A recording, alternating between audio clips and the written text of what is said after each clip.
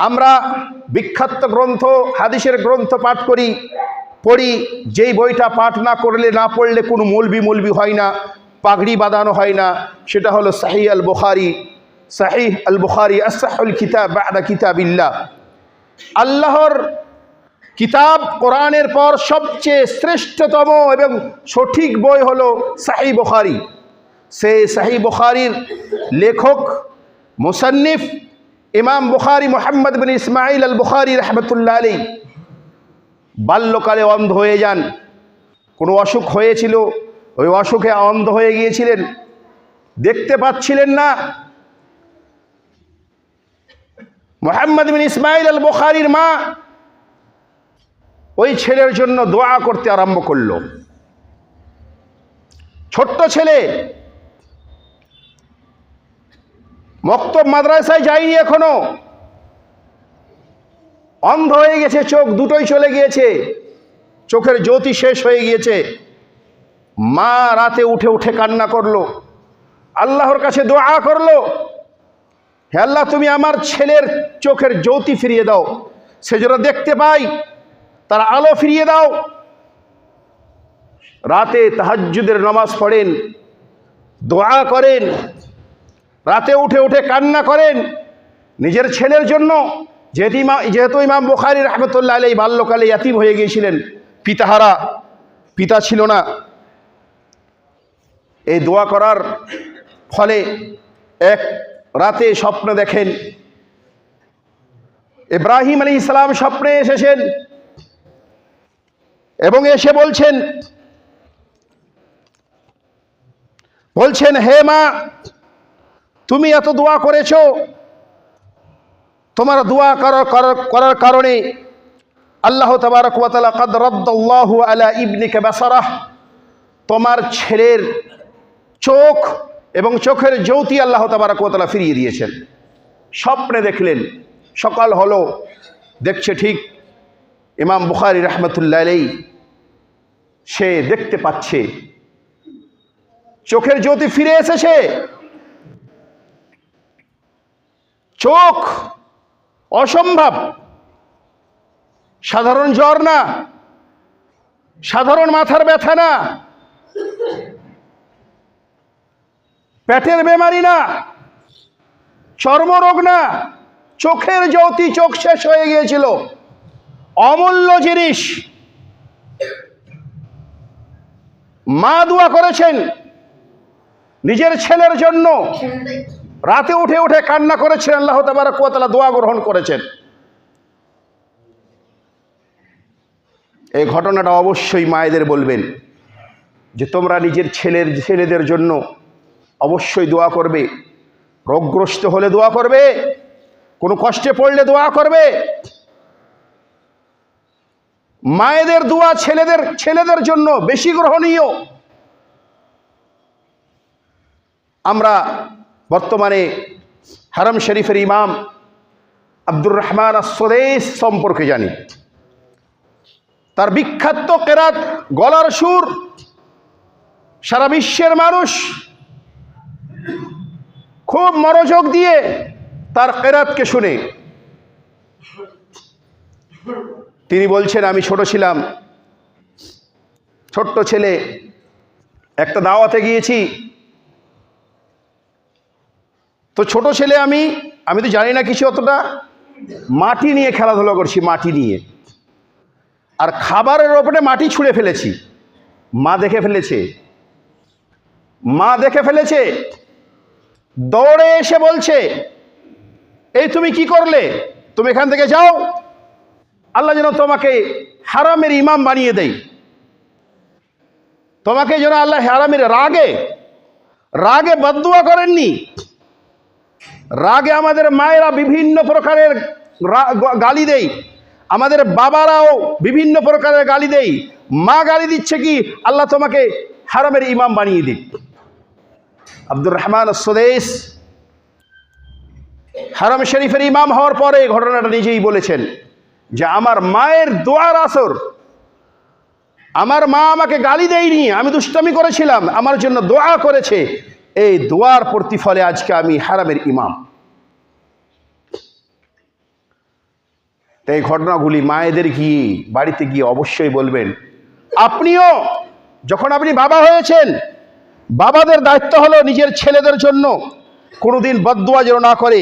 আল্লাহর নবী মুহাম্মদ মুস্তাফা সাল্লাল্লাহু আলাইহি ওয়াসাল্লাম বলেন, সালাতু দাওয়াতিন মুস্তাজাবাত, তিনটা লোকের দোয়া গ্রহণীয়, তিনটা লোকের দোয়া আল্লাহ তাবারক ওয়া তাআলা গ্রহণ করেন, লা শাক্কা ফীহিন্না, এবং এই দোয়া গ্রহণ হওয়াতে কোনো সন্দেহ নেই।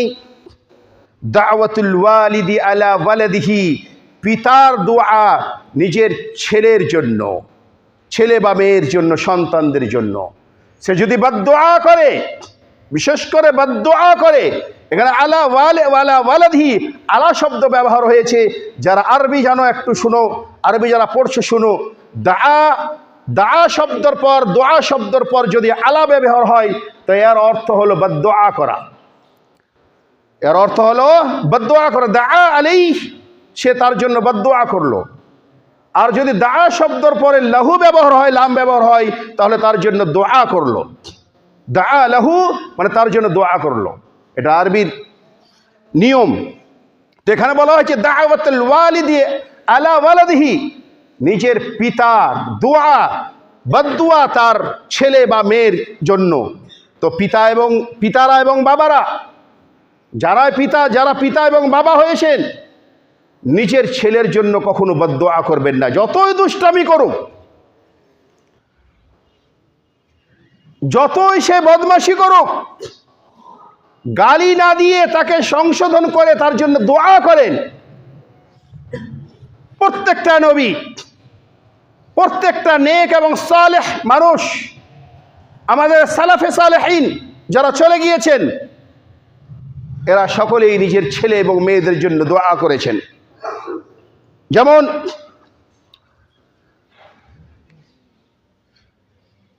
আমাদের নবী ইব্রাহিম আলাইহিস সালাম দোয়া করছেন,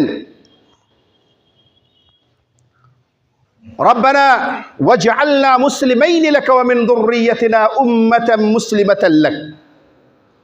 নিজের জন্য, নিজের ছেলের জন্য, রব্বানা ওয়াজআলনা মুসলিমাইন লাক, হে আল্লাহ তুমি আমাকে আমার ছেলে ইসমাঈলকে মুসলমান বানাও।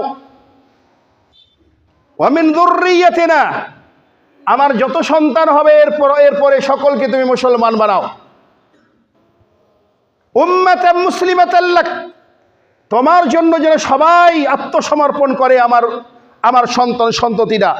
এই দোয়া ইব্রাহিম আলাইহিস সালাম নিজের জন্য, নিজের ছেলেদের জন্য করেছেন। তো আমাদের দায়িত্ব এবং কর্তব্য হবে এই দোয়া করা নিজের ছেলেদের জন্য।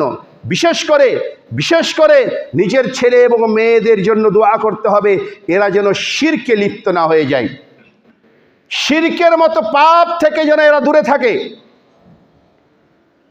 এদের জন্য দোয়া করতে হবে আমার ছেলে বা আমার মেয়ে শিরকে যেন লিপ্ত না হয়ে যায়। কেন? শিরক সবচেয়ে বড় পাপ, শিরক হলো সবচেয়ে বড় গুনাহ।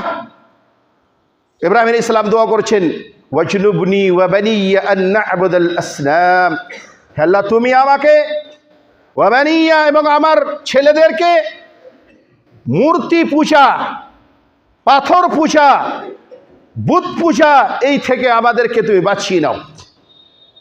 দোয়া করেছেন ইব্রাহিম আলাইহিস সালাম, রব্বি জাআলনি মুকিমাস সালাতি ওয়া মিন যুররিয়াতি রব্বানা ওয়া তাকাব্বাল দুআ। দোয়া করছেন নিজের জন্য, নিজের সন্তানদের জন্য, রব্বি জাআলনি মুকিমাস সালাহ, আল্লাহ তুমি আমাকে নামাজি বানিয়ে দাও, ওয়া মিন যুররিয়াতি এবং আমার ছেলে মেয়েদেরকে নামাজি বানিয়ে দাও। নিজের জন্য দোয়া করছেন, নিজের ছেলেদের জন্য দোয়া করছেন, রব্বি জাআলনি মুকিমাস সালাতি ওয়া মিন যুররিয়াতি রব্বানা ওয়া তাকাব্বাল দুআ। হে আল্লাহ তুমি আমাকে নামাজি বানাও, আমার ছেলেদের, আমার মেয়েদের নামাজি বানাও, রব্বানা ওয়া তাকাব্বাল দুআ, আল্লাহ তুমি এই দোয়া আমার গ্রহণ করে নাও। নিজের ছেলেদের জন্য দোয়া করতে হবে, বদদুয়া তো করতে হবে না, তাদের জন্য বদদুয়া করা যাবে না। আল্লাহ নবী সাল্লাল্লাহু আলাইহি ওয়াসাল্লাম বলছেন, লা তাদউ আলা আনফুসিকুম, তোমরা নিজের জন্য বদদুয়া করবে না, ওয়ালা তাদউ আলা আওলাদিকুম, নিজের ছেলেদের জন্য মেয়েদের জন্য বদদুয়া করবে না। যতই সে দুষ্টামি করুক, আপনার কথা না শুনুক, আপনি তার জন্য বদদুআ করবেন না। দোয়া করবেন তার হেদায়েতের জন্য, দোয়া করবেন তার ভালো হওয়ার জন্য, দোয়া করবেন তার মুসলমান হওয়ার জন্য, দোয়া করবেন তার শিরক থেকে মুক্তি পাওয়ার জন্য, কিন্তু কখনোই তার জন্য বদদুআ করবেন না। এটা আপনার আমানত, এই ছেলেরা আপনার আমানত।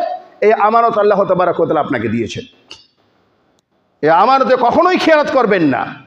আপনি বাবা হয়ে গেলে আপনার যে দোয়া কবুল হবে তার জন্য আপনি নিজের ছেলেদের জন্য বদদুআ করবেন, এটা কখনোই করবেন না। আল্লাহ তাবারক ওয়া তাআলার নবী মুহাম্মদ মুস্তাফা সাল্লাল্লাহু আলাইহি ওয়াসাল্লাম এই ক্ষেত্রে আমাদেরকে অনেক কিছু শিখিয়ে গিয়েছেন। ছেলেরা যখন আপনার সাথে চলতে আরম্ভ করবে, দৌড়াতে আরম্ভ করবে, আপনার পিছে পিছে মসজিদে যেতে লাগবে, এদেরকে আমি বললাম এর আগে, আপনি নমাজের পদ্ধতি শেখাবেন, ওযু করার পদ্ধতি বাড়ি থেকে শিখান, মসজিদের সাথে সাথে নিয়ে আসেন, মসজিদের সাথে ছোট ছেলেদের মসজিদে নিয়ে আসবেন। আপনি এটা কখনোই ভাববেন না ছেলেটা গিয়ে মসজিদে দুষ্টামি করবে, দৌড়াদৌড়ি করবে, টাপাটাপি করবে, চিৎকার করবে, মসজিদে গিয়ে এগুলো ঠিক না, ওই জন্য নিয়ে এই ভয়ে আপনি তাকে বাড়িতে ছেড়ে আসবেন না। আপনি সাথে নিয়ে আসেন, দৌড়াতে দেন তাকে মসজিদে এসে। আপনি যে নামাজ পড়ছেন আপনার সামনে দিয়ে দৌড়ালে আপনার নামাজ ভঙ্গ হবে না, আপনার নেকিও কমে যাবে না। আপনি একটা ছেলেকে সাথে নিয়ে এসেছেন মসজিদে, এই উদ্দেশ্যে নিয়ে এসেছেন যে ছেলেটা আমাকে দেখে এবং লোককে দেখে শিখবে, জুমার খুতবা হচ্ছে, খুতবা শুনবে, কিছু শিখবে, এই নিয়তে নিয়ে এসেছেন। ছেলেটা যদি দৌড়াদৌড়ি করে আপনার সামনে দিয়ে, নামাজ আরম্ভ করেছেন, ওদের তো অভ্যাসই হলো দৌড়াদৌড়ি করা, আপনার সামনে দিয়ে দৌড়ালে আপনার নামাজ ভঙ্গ হবে না, আপনার নামাজের নেকি কমে যাবে না। এই ভুল আমরা ভাবি মসজিদে গিয়ে চিৎকার করবে, চেঁচামেচি করবে, তার সাথে নিয়ে আসে না। একটা ছোট ছেলে চিৎকার করলে তাকে ধমক দিয়ে এখান থেকে বের করে দিন। কাতারে দাঁড়ালে তার জন্য আলাদা করে কাতার করে পিছনে দাঁড়া, আপনি তাকে নিজের পাশে দাঁড় করান, তাকে শিক্ষা দেন, বাবা তুমি চিৎকার করবে না, চুপচাপ দাঁড়িয়ে থাকবে, আমরা যেমন করছি তেমন করো। তার মধ্যেও যদি দুষ্টামি করে, আল্লাহ নবী সাল্লাল্লাহু আলাইহি ওয়াসাল্লাম নামাজ পড়ছেন, হযরত হাসান এবং হুসাইন রাদিয়াল্লাহু তাআলা আনহুমা, নবী সাল্লাল্লাহু আলাইহি ওয়াসাল্লাম যখন সাজদাতে যান তখন ঘাড়ের ওপরে চেপে যান। ছোট ছোট ছেলে তো, সাজদাতে গিয়েছেন, ঘাড়ের ওপরে চেপে গিয়েছে হাসান এবং হুসাইন। নবী সাল্লাল্লাহু আলাইহি ওয়াসাল্লাম সাজদা থেকে উঠছে, আস্তে আস্তে উঠে তাদেরকে রেখে আবার দাঁড়াচ্ছেন, কখনো কোলে উঠিয়ে নিচ্ছেন নামাজের মাধ্যমে,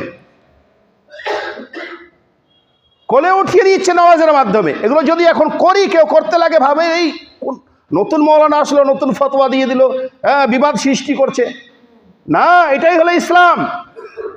আর এর কারণে আপনার এবং আমার ছেলে শিখতে পারে না, তাদেরকে আমরা দূরে করে রেখেছি। ঠিক যেমন আমরা মহিলাদেরকেও দূরে রেখেছি ইসলাম থেকে, মহিলাদেরকে দূরে রেখেছি মসজিদ থেকে, মহিলাদেরকে দূরে রেখেছি খুতবা থেকে, ঠিক আমরা ছেলেদেরও দূরে রেখেছি।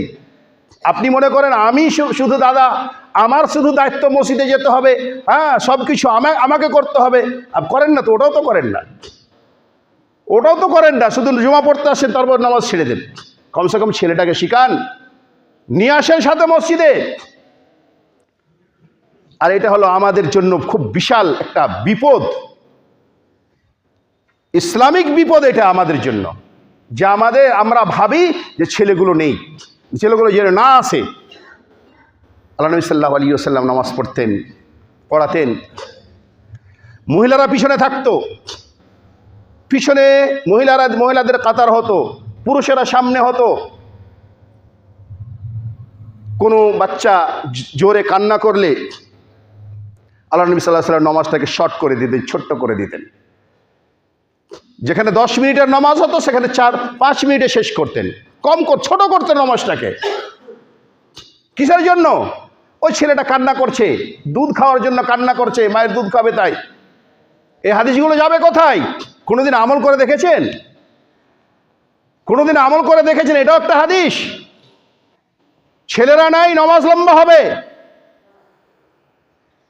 নামাজ লম্বা হচ্ছে খুব। ছেলে আছে কান্না করছে পিছনে মায়ের দুধ খাওয়ার জন্য, নামাজটা ছোট হয়ে গেল। ইমাম সাহেবের দায়িত্ব নামাজ ছোট করে দেবে তখন। এই হাদিসগুলো যাবে কোথায়?